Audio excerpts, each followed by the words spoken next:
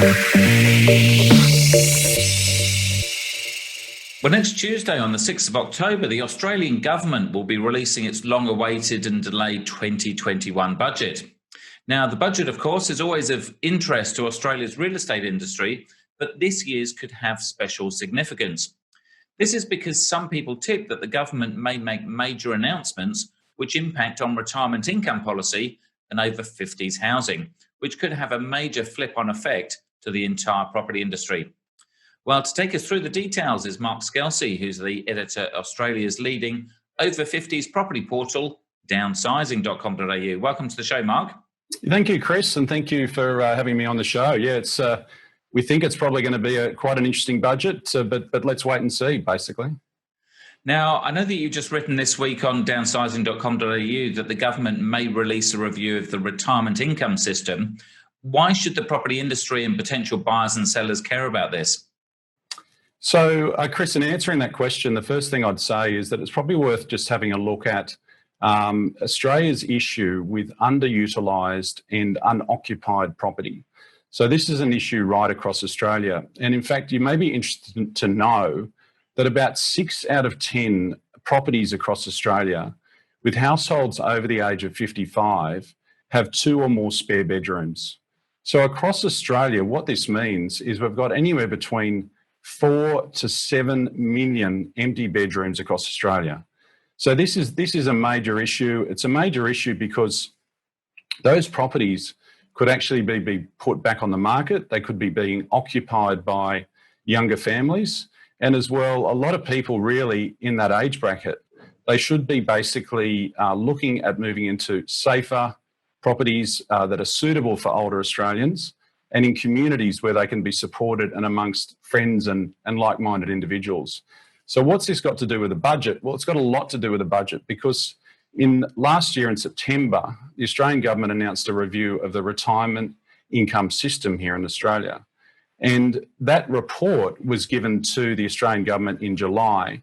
And one of the critical things about why people don't move out of their existing houses, why we've got such a problem with empty bedrooms and such a lack of family home stock coming onto the market is because if people do move out of their existing property and they're earning the pension means test, the way it works actually penalises you.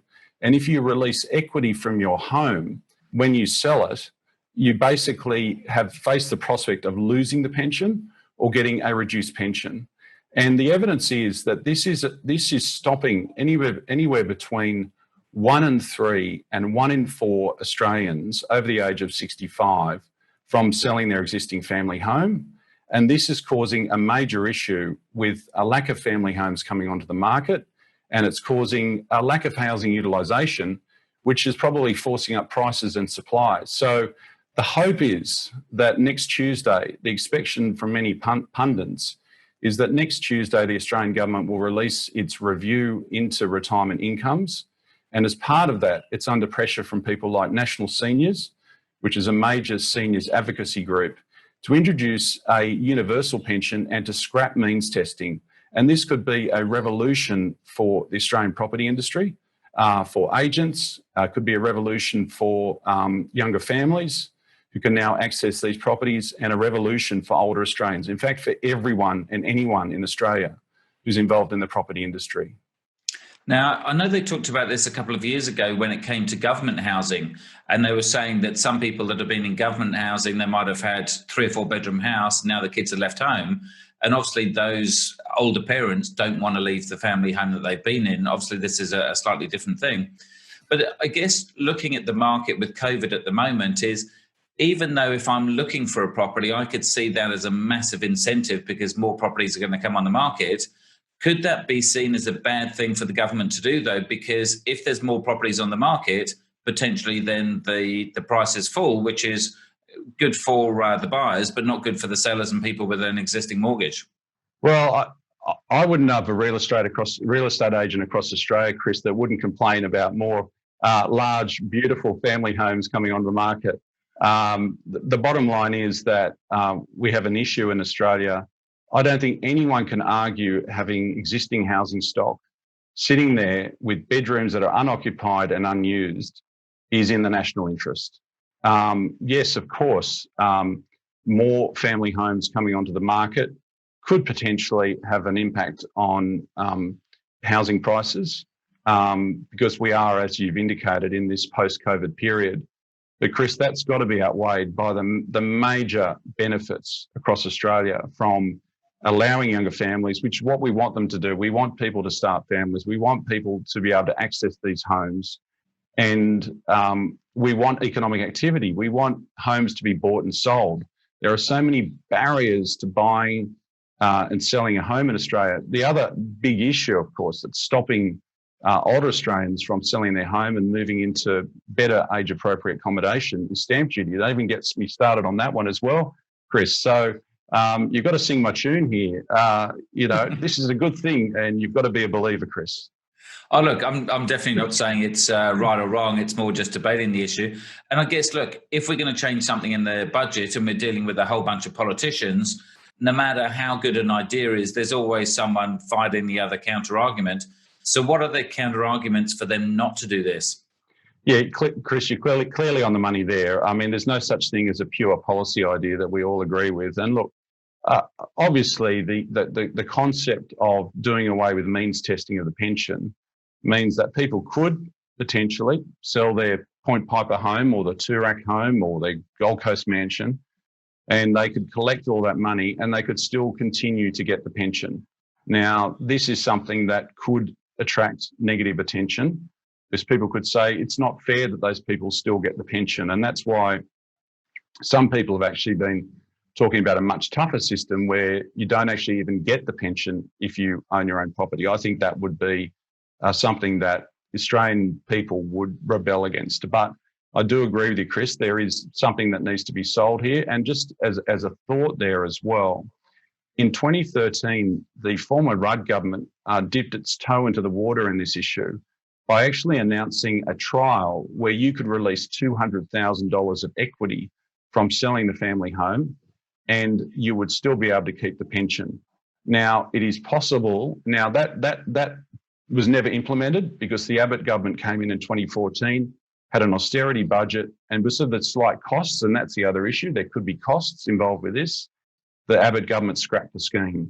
So it's possible, Chris, a compromise solution could come into place where only a portion of the equity can be kept before you start losing access to the pension. Sure. And again, I guess it's so hard to compare people with a $200,000 home to a $20 million home or a $100 million home as to what's going to be fair for everyone.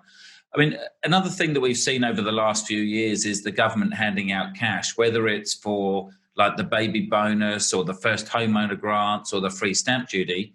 Is there a way that potentially they could develop something there to encourage people to sell the family home?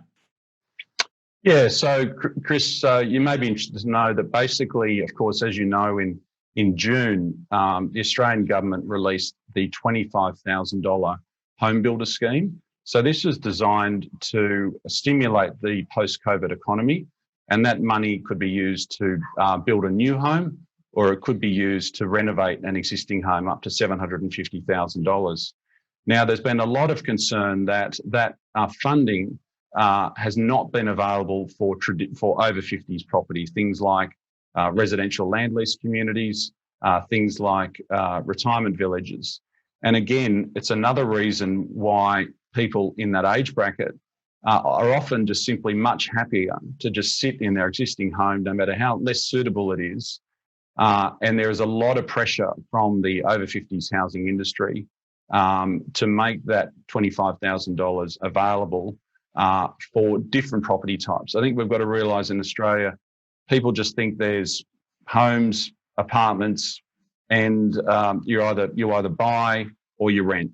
There are actually a myriad of other property types: granny flats, tiny homes, retirement villages, and it was very disappointing that the government initially indicated that this $25,000 would be available for over 50s property. They then issued 2 more fact sheets and said it wouldn't be available. So there's very much a view that we should not just have first home buyer grants in Australia, but last home buyer grants. And this is something that a lot of people are looking for the government to do during the budget. Never heard of that. A last home buyer grant. I'll definitely look out for that one in the media. Does that suit your age bracket, Chris? Well, I'm almost heading to the 50 next year. So, but again, I still don't live in my own home. I'm a rent investor, so I'm definitely one of the different kind of people.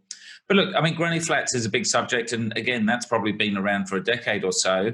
I guess is that maybe another alternative that the older generation could move into the granny flat, and then their kids move into the house in front, or they go and rent it out. Like, could there be something in the budget with granny flats?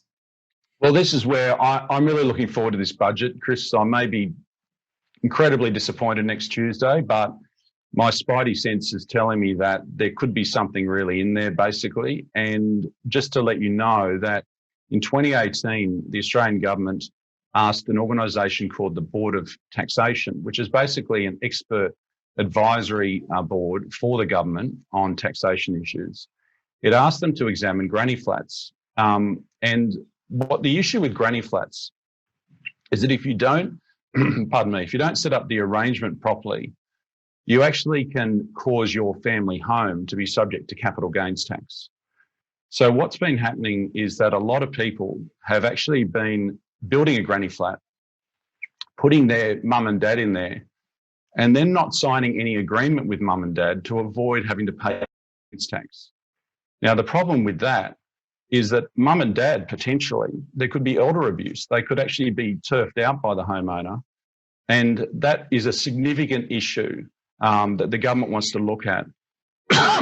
And therefore, the government is looking at basically, and we're hoping there could be a report next Tuesday night that allows people to build granny flats, put mum and dad in the granny flat, and not have to pay capital gains tax on the family home. And this again could be a revolution for over 50s property. So we're really hoping, but it's at the moment an extraordinarily complicated system. You need financial advice to build a granny flat. The government said it's looking at this issue. Let's just hope that we're going to have some solutions here, because we've got a rapidly aging population across Australia. And we urgently need a range of housing options that suits all age groups. We don't have it at the moment. And look, it's certainly a good tip for people, no matter how old they are, is to make sure they try and keep in with legal compliance, because there's a lot of people that rent rooms for cash or do various different things to avoid capital gains tax. And it may look really, really good and you're avoiding paying tax, but then suddenly you could come a cropper somewhere else if there's a fire or if there's something major going on. Now, I mentioned, obviously, I'm a renter for life. I've been doing it for 20 years and I love it. Could there be anything in the budget for later life renters if people choose not to buy another family home? Yeah, so I think we've got to acknowledge, Chris, that, look, there's traditionally in Australia a focus on buying. I think Paul Keating once said that real estate is the oxygen that Sydney-siders breathe, and I think he's probably right, basically. And we all know the play Emerald City, which is all about David Williamson talking about harbourside real estate.